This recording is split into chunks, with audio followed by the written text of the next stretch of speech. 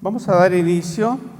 Como ustedes se van a dar cuenta, este tema del demonio pues tiene un largo proceso y solo nos hace falta en este momento pues introducirnos lo que la revelación poco a poco fue desarrollando para que en los últimos tiempos la irrupción del reino de Dios con el Señor Jesucristo dominara al demonio y nos concediera la gracia y el don del Espíritu Santo de vivir en su presencia, trabajando por instaurar también en medio de nosotros el reino de Dios. Al considerar el tema de la demonología en la Biblia, hay que tener en cuenta que la moderna definición de un demonio como diablo o espíritu maligno es sobre todo el resultado de un largo desarrollo, tal como se ha usado en los antiguos escritores. La palabra frecuentemente significa algo totalmente distinto, mientras que por otra parte, muchas de las figuras que hoy se incluyen en esta designación actualmente comportan distintos nombres y eran de un personaje diferente. En el sentido original, debe ser definido ampliamente como un Dios anónimo, es decir, como personificación de uno u otro de aquellos vacilantes, confusos, menos identificables poderes, influencias, que se creía actuaban alrededor de las grandes deidades y para condicionar circunstancias particulares y experiencias. En Homero, por ejemplo, demonio, daimon, y Dios, theos, son virtualmente intercambiables, mientras que el término iraní daeva, que llegó a ser el apropiado para los malos espíritus, significó propiamente espíritu en general. Tales demonios pueden ser tanto benéficos como malignos. En efecto, cuando aparece este último, Homero frecuentemente los caracteriza expresivamente como dañinos o malos, mientras que en Babilonia y en Asiria hablan de manera semejante de ambos buenos y malos demonios. Para preservar la distinción esencial entre el original y los significados posteriores del término, la pronunciación griega de daimon será usada aquí con su significado original. En primer lugar, en el Antiguo Testamento, daimon, el equivalente hebreo de demonio, en el sentido original es El o Elohim, comúnmente referido a Dios. Así, cuando un hombre inspirado es llamado hombre de Elohim, el significado es virtualmente el mismo cuando un griego dice que un destello repentino o una intuición o reconocimiento de un omen es debido a Theos o a Daimon. El hebreo desarrolla una expresión paralela al hitita, donde hombre de los dioses, Siuná Mantusas, significa algo como vidente, y es formado con el sustantivo Dios, es decir, Sunian, significa inspirar. De una manera semejante, cuando Raquel declara en el nacimiento de Neftalí que ella ha estado luchando con su hermana Lía con la lucha de Elohim, lo que ella quiere decir es que ella ha estado luchando como poseída por un daimon. Y cuando Balaam basa su capacidad para profetizar en un encuentro con Elohim, lo que él comprende es como estar poseído por ese ser.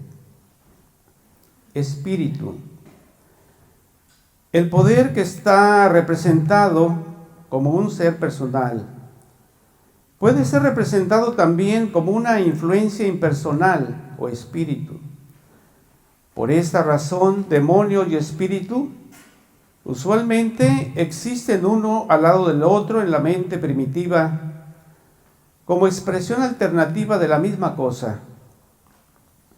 En el Antiguo Testamento, sin embargo, una cierta fusión de los dos conceptos ya ha sido dada. El espíritu, Ruach, es visto siempre como emanado por un daimon, Elohim.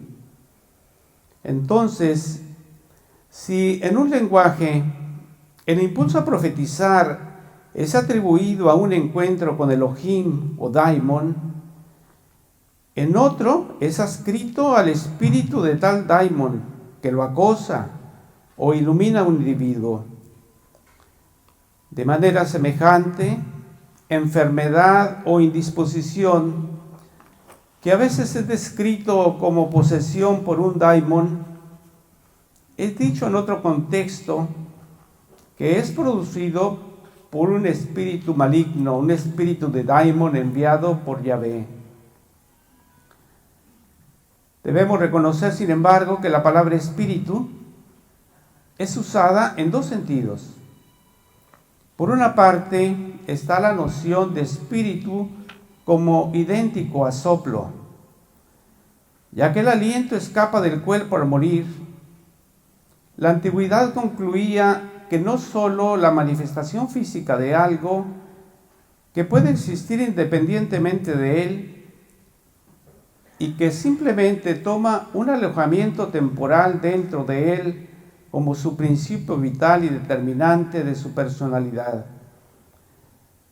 Por otra parte, sin embargo, la palabra espíritu también conlleva el significado de viento, y la noción de espíritus que operan en los asuntos humanos surge también de la analogía de vientos que soplan donde quieren y pueden soplar tanto el bien como el mal hacia el hombre. La idea es clara cuando decimos los vientos de la fortuna, pero aparece específicamente en el antiguo Medio Oriente por la expresión acádica viento favorable o bueno, se dice sarku tabu, y viento contrario o malo, sarku libnu, en el sentido respectivo de bendición y desfortuna, por la creencia oriental de que las enfermedades vienen de los vientos. Así nos pasó en la pandemia, ¿verdad? Con el desarrollo del monoteísmo, daimon y espíritu tienden a estar subordinados a esta figura central y vistos como ministros o ángeles enviados. Aún más, ellos se fusionan en un solo Espíritu Santo que emana de él y representa la totalidad de sus poderes y sirve para difuminar su personalidad a través del mundo de su creación. Segundo, posesión demoníaca. Desde el punto de vista de la psicología religiosa, la demonología representa una internalización de experiencias humanas, sentimientos y sensaciones, ánimos e impulsos, también condiciones físicas, que de otra forma pudieran ser descritas para obtener autonomía dentro de un hombre. Son representadas en este sentido como fuerzas que trabajan sobre él. Aspiración se convierte en inspiración, éxtasis en ruptura, percepción en revelación. Las emociones se convierten, por así decirlo, en inmociones. Aquello que es proyectado fuera de uno mismo, lo que es inyectado sobre él, el vuelo de la imaginación, un vuelo hacia adentro, no hacia afuera, una invasión más que una evasión. En el lenguaje de la demonología, por tanto, Tales experiencias son representadas como visitaciones, es decir, como acciones de un poder externo, más que como un estado físico interno.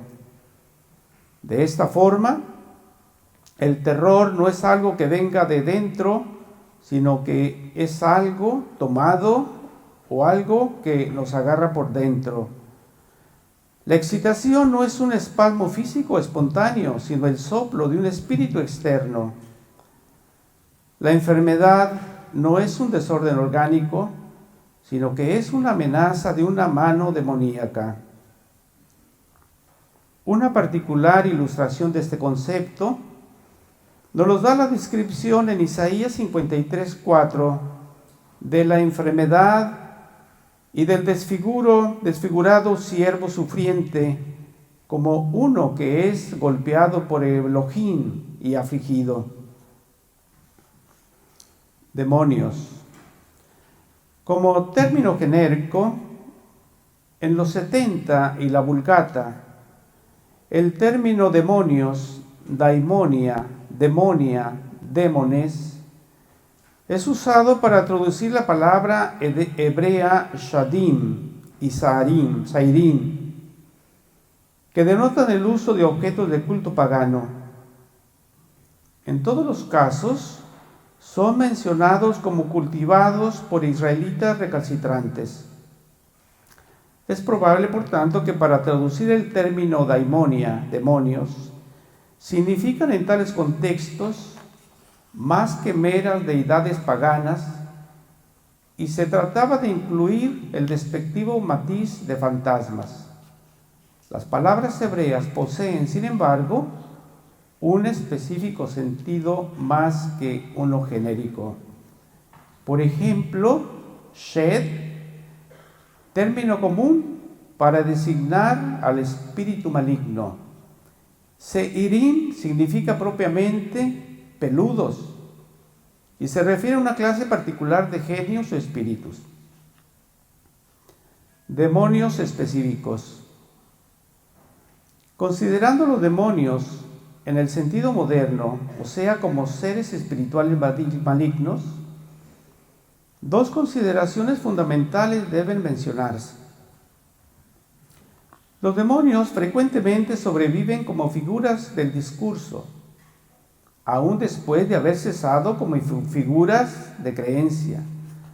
Respectivamente, la mención del nombre de un demonio en un texto de la Escritura no es testimonio automático de una creencia en él.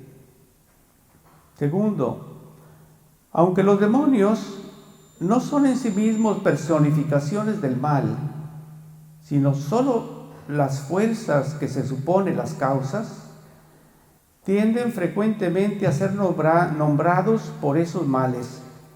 Por ejemplo, en Mesopotamia, Tiu significa dolor de cabeza. Y esto hace difícil determinar en contextos particulares cuando una palabra es usada como un nombre común o el correspondiente nombre del demonio. La expresión me ha agarrado un calambre, 2 Samuel 1:9. Una angustia se ha apoderado de mí. Es difícil decir si calambre debe ser entendido físicamente o como el nombre de un demonio, o simplemente está atenuado por la forma del discurso, la manera de hablar. Un número específico de demonios de otras fuentes cercanas del Medio Oriente o paralelos identificables de otras culturas son en efecto mencionados en el Antiguo Testamento.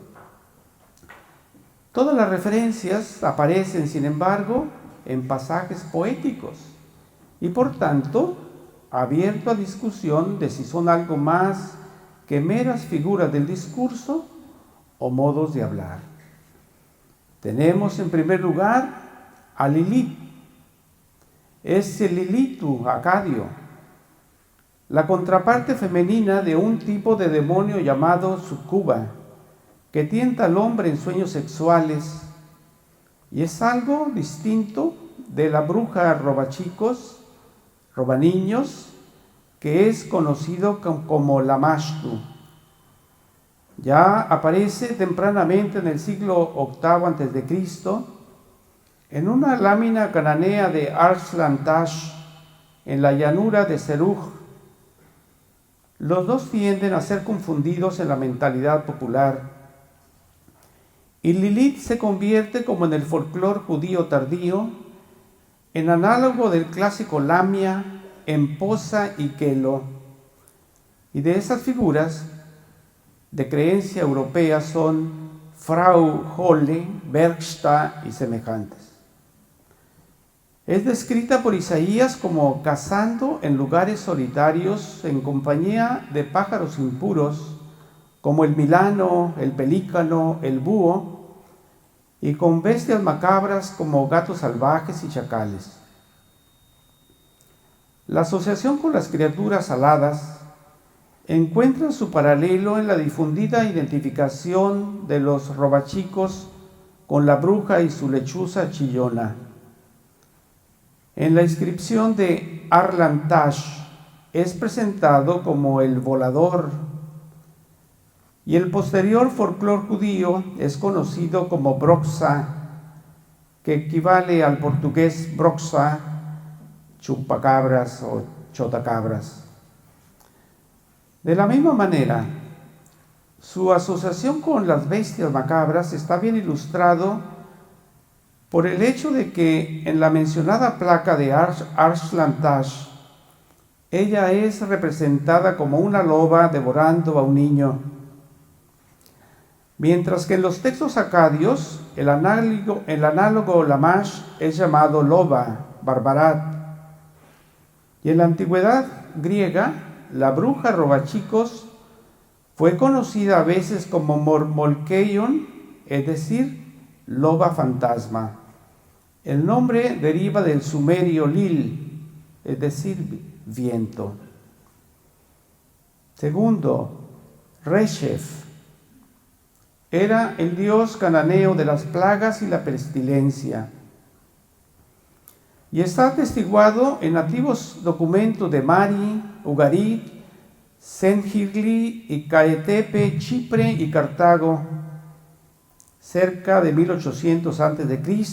hasta el 350 a.C., y en fuentes egipcias que datan hasta el Reino Medio tardío. En el poema ugarítico Karat, una muerte violenta es descrita como ser convocado por Rashab, Yitzhak Rashab, mientras que en una descripción de las campanas, Amenhotep II conjura haber cruzado las aguas con la furia de Rashab. Este dios es asociado tanto en la estela egipcia como en textos ugaríticos con la diosa de la guerra Anat, en las inscripciones fenicio-griega tardía de Chipre con Apolo, dudosamente en el último rol de dios de las plagas. En Habacuc 3:5, Reshef es comparado a Deber, catástrofe, como ministro de Yahvé cuando se toma el camino de la guerra. La imagen se basa en la antigua noción de que los dioses mayores son escoltados por dos guardaespaldas. Homero describe a ambos, Ares y Fibes, que están flanqueados por el demonio Deimos, terror, y Fobos, miedo.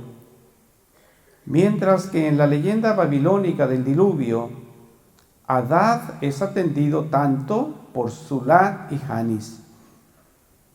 El nombre Reshef parece a veces usado por metonimia en el sentido de llama abrasadora. En el Salmo 7:48 se dice que Yahvé envió al ganado de los egipcios el granizo y su ganado a Reshef.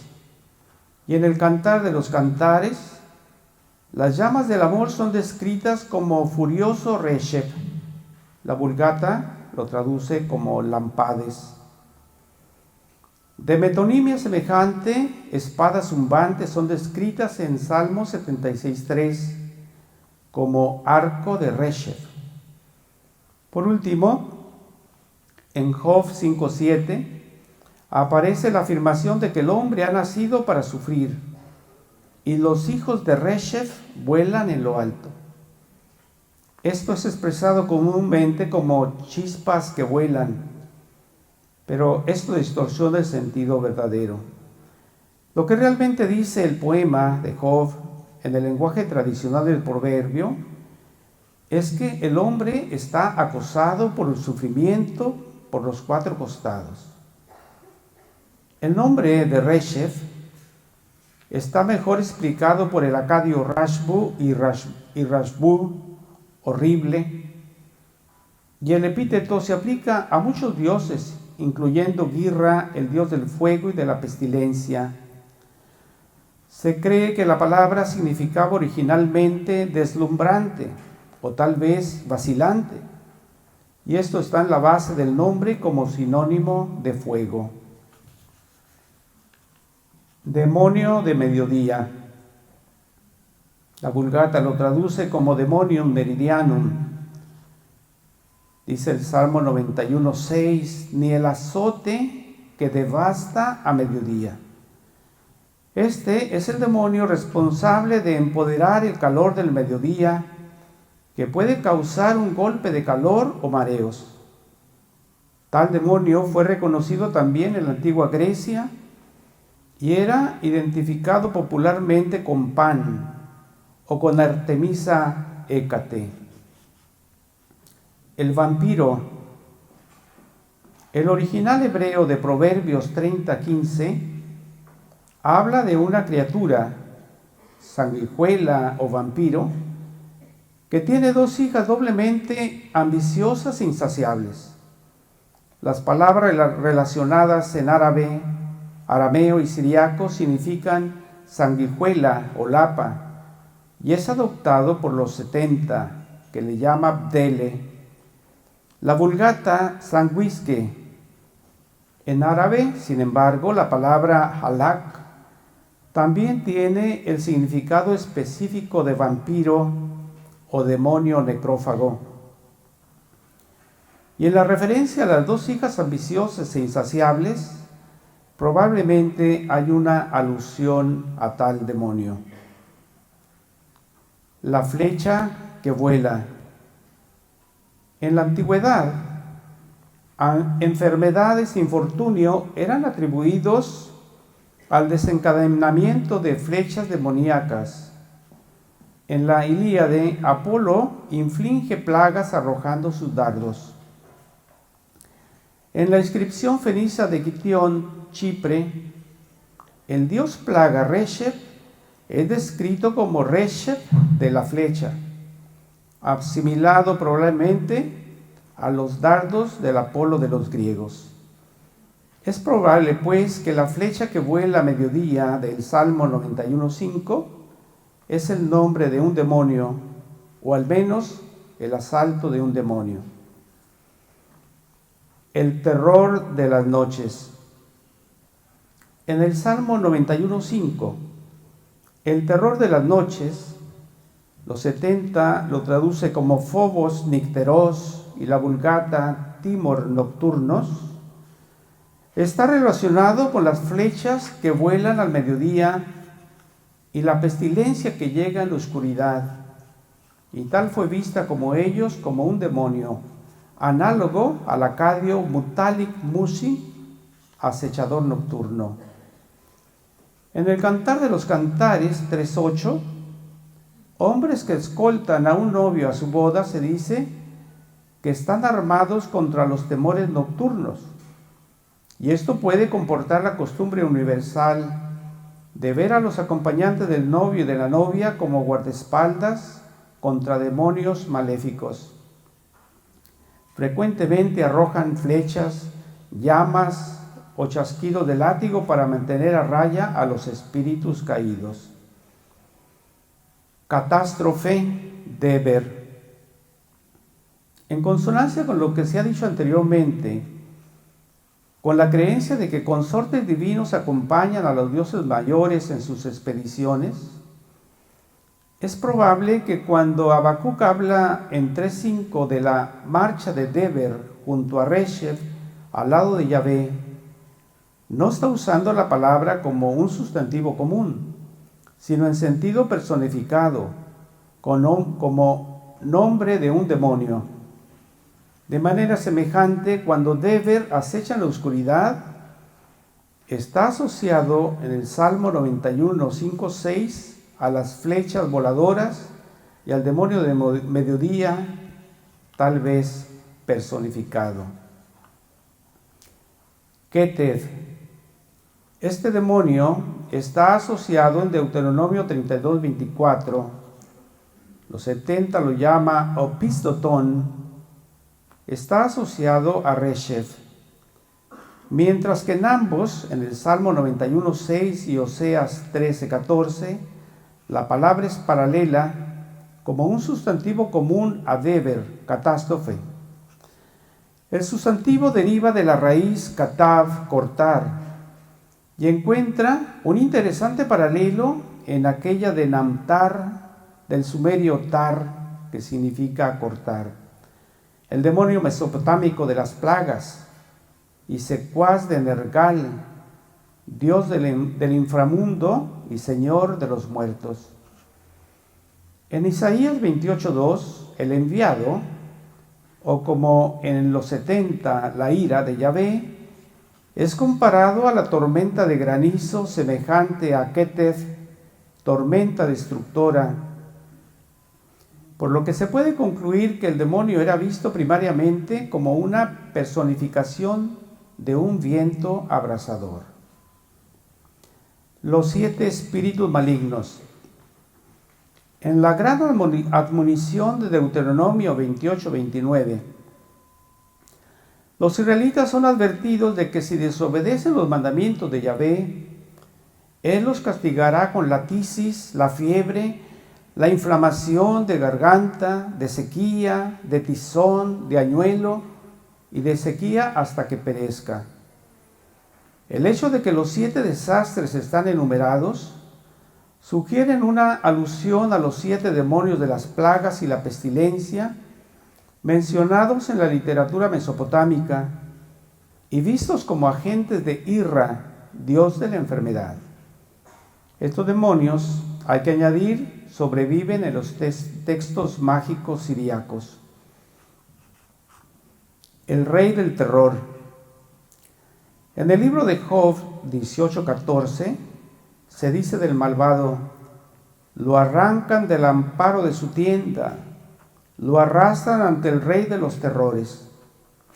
Aquí la palabra rey de los terrores es mejor entendida como una alusión folclórica del demonio rey del inframundo. Nergal, el señor de la mitología babilónica, lo describe como el rey del lugar terrible y de la terrible casa. Azazel.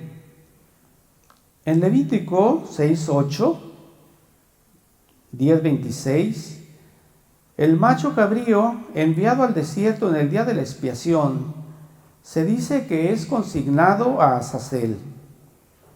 Algunos modernos comentaristas y medievales lo ven como un demonio que habita en el desierto. Sin embargo, esta interpretación está abierta a discusión. El hábitat de los demonios. Los demonios habitan en lugares abandonados y en ruinas. Uno de sus lugares favoritos es el desierto. La idea aparece en las fuentes mesopotámicas y en el folclore preislámico árabe. En los textos de Ugarit, animales diabólicos marcados por él como señuelos para Baal han nacido en el desierto. Y en la creencia iraní, los malos espíritus, llamados daevas, algunas veces se dice que cazan en las regiones salvajes de Gilán y Mazardán.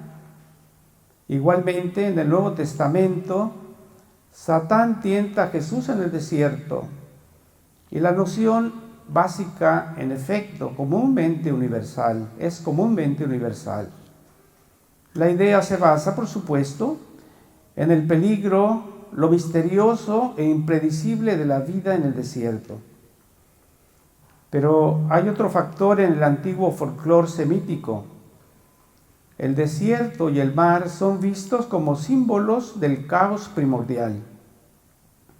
De la misma manera, ya que los demonios necesariamente existen antes de que el cosmos actual fuera organizado, desierto y mar fueron vistos en su hábitat natural. Así es sugerido en Job 5:23. Pactarás con los espíritus campestres, con las bestias salvajes vivirás en paz. Aversión a los demonios. Algunos usos cúlticos de los hebreos parecen remontarse a primitivas medidas para advertir de los demonios. En Éxodo 28, 34, 35, el tintineo de las campanillas de oro y la granada se oirán cuando Aarón entre en el santuario, y así evitar el peligro de morir. Esto hace pensar probablemente en reminiscencias de creencias de que el ruido, especialmente de campanas, puede proteger de malos espíritus.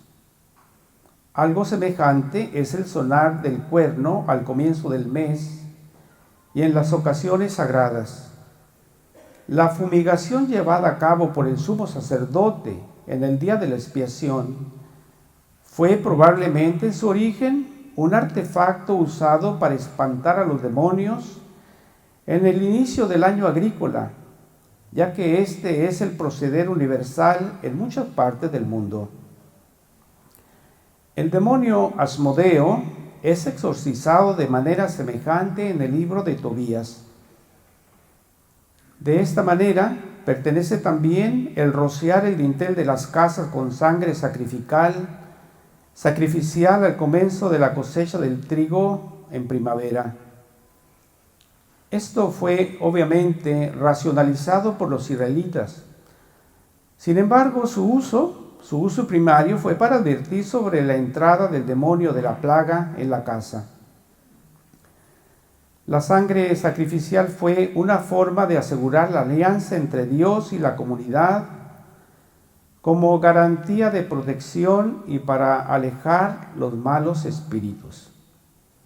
Además, la práctica de portar un listón azul en el doblez del manto, aunque reinterpretado en la legislación israelita, fue originalmente un instrumento contra los demonios, ya que el azul está acreditado por su poder en muchas partes del mundo.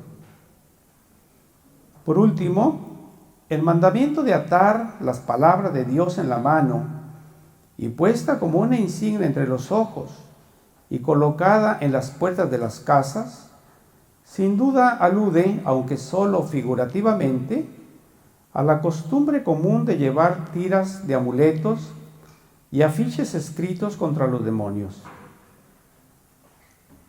En los apócrifos y pseudoepigráficos. Durante los periodos posexílico e intertestamental, la concepción de demonios como de ángeles fue grandemente influenciado por la infiltración de ideas venidas del Irán. El primer efecto de esto fue cambiar daimons, divinidades, por demonios, es decir, transformarlos de dioses anónimos en distintas fuerzas del mal cuya función fue no solo infligir infortunio y desastre, sino deliberadamente seducir al género humano de un orden y provechoso modo de vivir. En la clásica doctrina mazdea, el mundo, aunque sujeto al supremo Dios Ahura Mazda, es un campo de batalla entre los adeptos a la mente buena y sus rivales, el espíritu de la perversión y decepción. Y para fines prácticos, demonios, daevas, son las legiones espirituales y ministros de estos últimos. El judaísmo popular adoptó esta idea pensando en los demonios como de un distinto orden de espíritus malignos, sujetos a Satanás, a Satán o Belial, y destinados finalmente a ser arrojados por Yahvé y sus partidarios como un signo de la renovación del mundo o la nueva creación. La idea es articulada más claramente en el testamento de los 12 patriarcas. Tenemos ahí el testamento de Asher, de Benjamín, de Dan, etc. Y los textos de Qumran, un texto en el Manual de la Disciplina, afirma que toda plaga mortal y tribulación tienen su origen en el espíritu de perversidad y que los espíritus en su conjunto han sido retorcidos para causar la ruina de los hijos de la luz y los justos. Igualmente, en el libro de los Jubileos se habla del poder de Mastema, el genio de la hostilidad, e igualmente el lugarteniente de Belial, que domina a los hombres y trata de bloquearlos.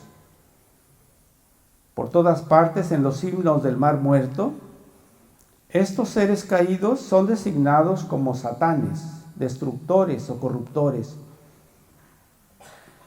Y en la guerra de los hijos de la luz y los hijos de las tinieblas, y en su final derrota, son descritos de una manera espeluznante. Sin embargo, esta popular concepción tuvo que enfrentarse a las tradiciones ortodoxas que vieron en tales concepciones un dualismo que contrasta con el monoteísmo y la supremacía de Yahvé. La ortodoxia, por su parte, estuvo obligada a proporcionar una explicación alternativa de las enfermedades, de las cuales la carne y el espíritu son herederos. Esto permitió dos teorías distintas. Una la encontramos en Eclesiástico 39, 28, 31. Son vistos como agentes de venganza y controlados por los genios de los fenómenos naturales adversos, como agentes de fuego, granizo, hambre y muerte. Y de acuerdo con la Geniza hebrea y las versiones siriacas, confinados por Dios y preparados en el tiempo en que se necesiten. Así también el testamento de Leví 3:12, fuego, nieve y hielo son descritos como espíritus de retribución, como venganza sobre los hombres. La otra teoría, descrita más claramente en Enoc, cambia a los demonios en ángeles apóstatas, ministros de Yahvé que se han rebelado contra él, descienden a la tierra y causan estragos entre los hombres. Y quienes, por razón de su desobediencia y la contaminación que encontraron, han sido descalificados para la restauración de las cortes celestes. Su último destino será la destrucción por el fuego. Por razón de la ortodoxia, eligieron Satán, el adversario, ya familiar por el libro de Job y las profecías de Zacarías, y sustituto del Druj iraní. Mastema, personificación del término hebreo de hostilidad, obstrucción, empleado en Oseas 9:7. Belial, una palabra que aparece frecuentemente en el Antiguo Testamento en el sentido de inútil. Y Azazel, el demonio del desierto del ritual de la expiación. En el libro de Tobías, un demonio específico es Asmodeo, contraparte de Sucuba. Este nombre aparece en el Talmud babilonés y en la tardía literatura judía, pero es incierto su significado.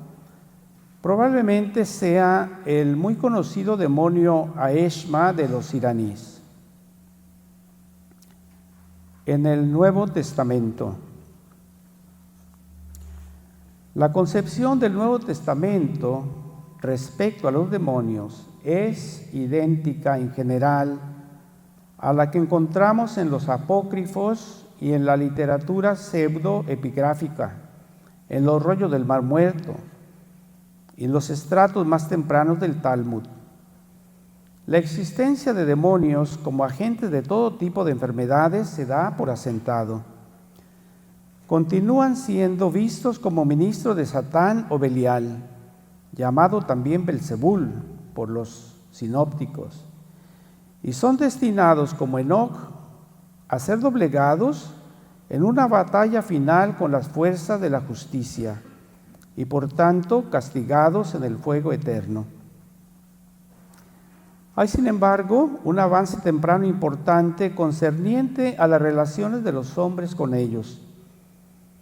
Como en la enseñanza iraní y en los rollos del Mar Muerto, el hombre fiel, se dice, pertenece a los hijos de la luz y son, por tanto, parte del ejército de Dios, sostenido por él contra el príncipe de las tinieblas. Pero son revestidos también por un poder redentor comunicado por los apóstoles del Dios encarnado. La autoridad de la divinidad, con el cual ha sido investido cuando caminó entre ellos como hijo de hombre, es transmitido por gracia a aquellos difusores de su mensaje, y los espíritus impuros necesitan obedecerlo cuando es invocado contra ellos. Más aún, la sujeción del hombre a los demonios es solo el resultado de su propio rechazo al aceptar la redención y de su obstinada desobediencia a la ley de Dios.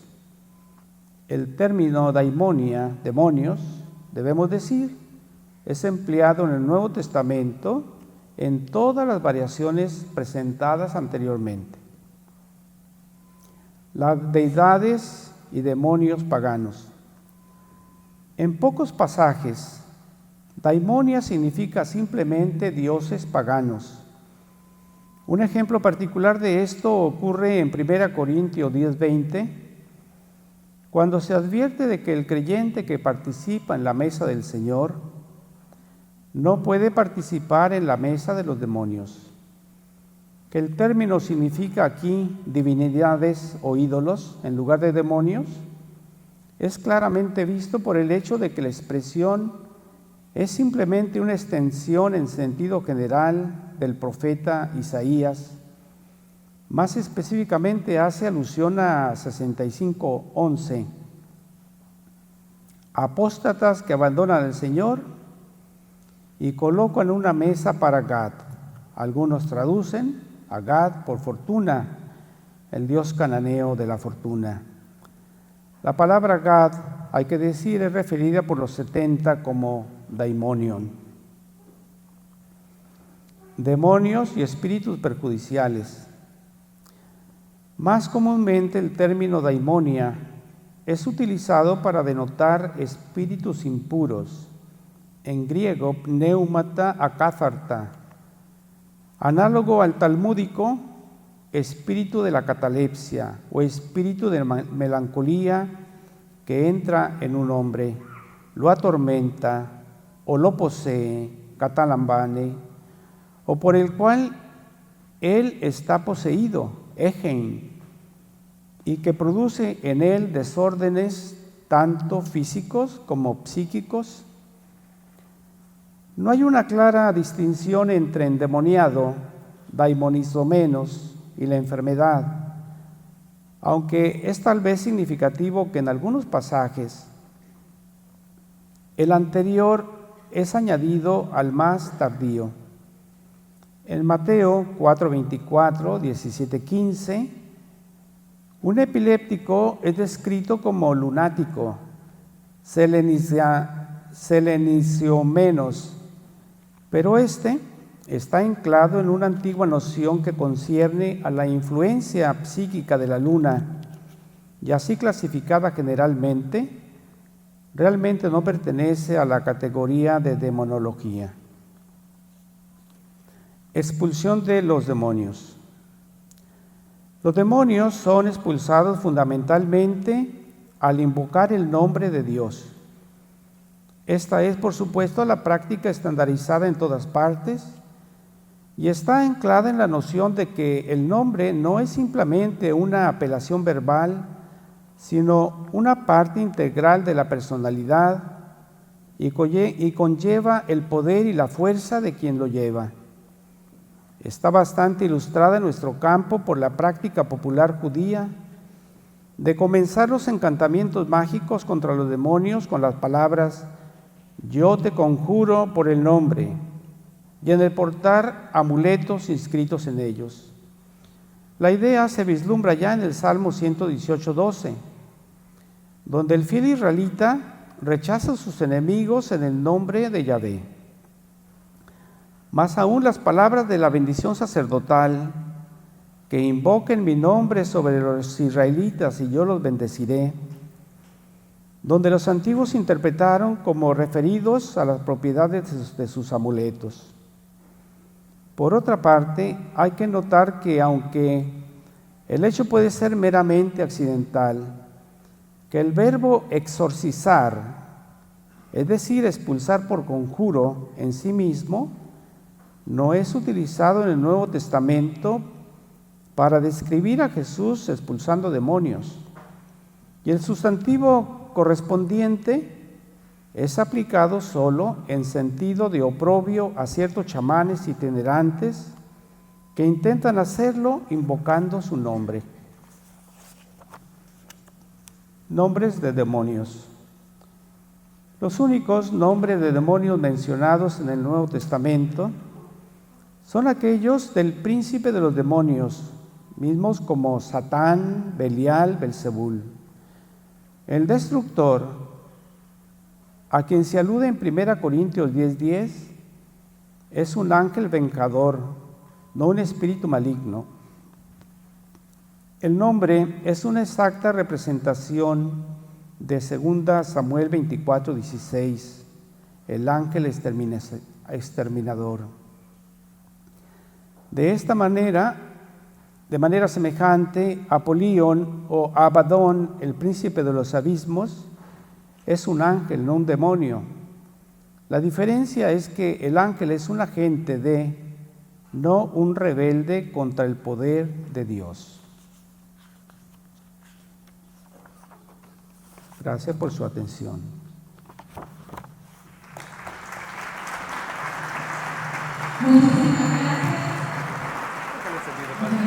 ¿Gusta que hagamos una sesión de preguntas y respuestas? Pues si alguien tiene preguntas, claro que sí. José de Jesús, y vamos a abrir a un segmento de preguntas y respuestas. Es un tema profundo, es un tema que pues a todos nos intriga, ¿no? Seguramente en alguna de sus reflexiones hay alguna pregunta. Me voy a acercar hacia ustedes, así que si alguien tiene una pregunta, ¿de qué lado? Ahora me leo.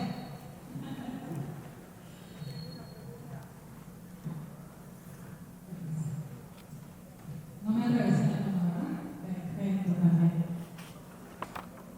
¿Qué tal? Muy buenas tardes. ¿Su nombre? ¿De dónde nos acompaña? Y su pregunta.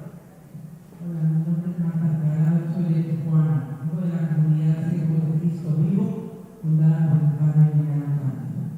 Yo tengo una pregunta. Claro, este tema es verdaderamente fascinante para ver en todo el humano se mueve y por qué caemos y por qué estamos en las situaciones que estamos. Mi pregunta es, ¿cómo es que el hombre, por qué el hombre desde que existe ha tendido a esta corrupción, a este estilo de vida, a este actuar? ¿De dónde viene? ¿De la caída de nuestros padres? Quisiera un poco más de conocimiento. Gracias. Sí, muchas gracias, Marta. Pues es parte de las culturas, de la concepción primitiva de las fuerzas externas, pero obvio que en la Sagrada Escritura de alguna manera se trata de desmitificar todas esas fuerzas que afectan al hombre por la acción, por el poder de Dios, en donde hay caos, donde hay desorden. Dios pone orden, pone la belleza, pone el bien, pero es parte de una concepción general, ¿no? de una mentalidad primitiva, pero en realidad se referían a dioses anónimos, no realmente a personificaciones del demonio, sino a fuerzas que operan fuera del hombre, como es como parte, ¿verdad?, de una concepción universal en distintas culturas, como hemos visto. Pero todo esto, como decimos, va a tener un desarrollo de esta presentación muy general. También en ella encontramos textos y expresiones precisamente de estos demonios o de estos espíritus que también influyen de alguna manera en el ser humano. Gracias. Vamos con la siguiente pregunta. ¿Su nombre y de dónde nos acompaña? Mi nombre es Anaí Orozco, acompaño de la parroquia Buen Pastor del Coronel de Puerto. Bueno, mi pregunta está basada en esto. Vemos que hay infinidad de nombres y maneras de mencionar a los demonios, pero siempre nos han hecho ver que cuando tú lo mencionas por cualquiera de los nombres, al parecer lo estás como invocando, porque a veces hasta nosotros nos dicen, no digas ninguno de sus nombres, porque se pone feliz que lo llames y va y puede pasar algo, ¿no? Entonces, acostumbramos a mencionarlo como el enemigo. ¿Qué tan cierto es de eso? Que con mencionar alguno de los nombres pasa algo así. Sí, bueno, pues el nombre connota un poder, una significación, una fuerza, pero precisamente el que ha sido investido por el poder de Dios, en el nombre de Dios, pues actúa, ¿verdad?, con el poder que tiene ese nombre. En el nombre va la significación de ese ser, especialmente si es Dios, si es Jesús. En el nombre de Jesús, claro, pues tiene su poder, de la misma forma que ya por el hecho de mencionar a otro, pues también se invocan fuerzas exteriores, ¿verdad? Si hablas de Satán, si hablas de Belial, si hablas de el demonio en sí, también ya la palabra tiene una fuerza, tiene un poder. Gracias. ¿Alguien más, por favor, levante su mano para ubicarlos? ¿Usted? Perfecto. Padre José, buenos días. Una pregunta. La referencia que se hacía en concreto a Lilith como un demonio en referencia a la creación y que era supuestamente la contraparte de Eva. ¿Qué hay de eso? ¿De dónde salió esa leyenda? Esa es una. Dos, súcubos e incubos, ¿son sumerios o babilonios? Gracias. Lo que pasa es que Sumeria pues está en Babilonia, ¿verdad? O sea, es de Babilonia, porque hay recordemos que Israel estuvo exiliado en Babilonia y de allá pues tomó muchas partes de esta cultura, sobre todo la cuestión del diluvio.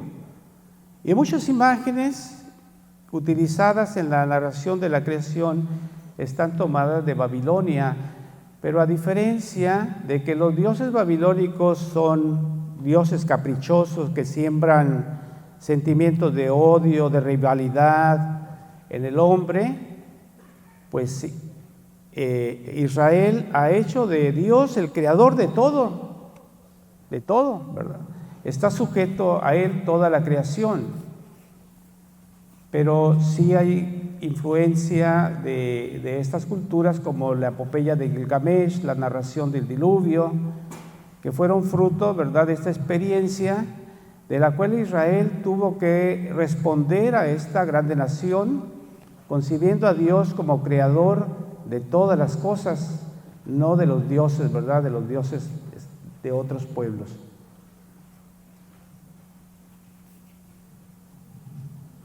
Buenos días, mi nombre es Gabriela Zavala. Yo soy de la iglesia de Nuestra Señora de Guadalupe en Chulavista. Mi pregunta es, como podemos ver aquí, solamente se mencionó algunos de los demonios con los que nosotros diariamente tratamos al ponernos al servicio de Dios. Mi pregunta es, muchos de los que estemos aquí presentes hemos podido haber experimentado, digamos, problemas de ataques, perturbaciones, opresiones, cualquier tipo de otras cosas por algunos de esos demonios que pues son muchos para saber contra cuál se esté peleando. Mi pregunta es, ¿cuál es la mejor forma que nosotros tenemos para combatir o de alguna forma protegernos contra todos esos ataques? Muchas veces te atacan a la familia o te atacan tus bienes materiales o emocionales, te meten en una depresión, alguna cosa así. Sí.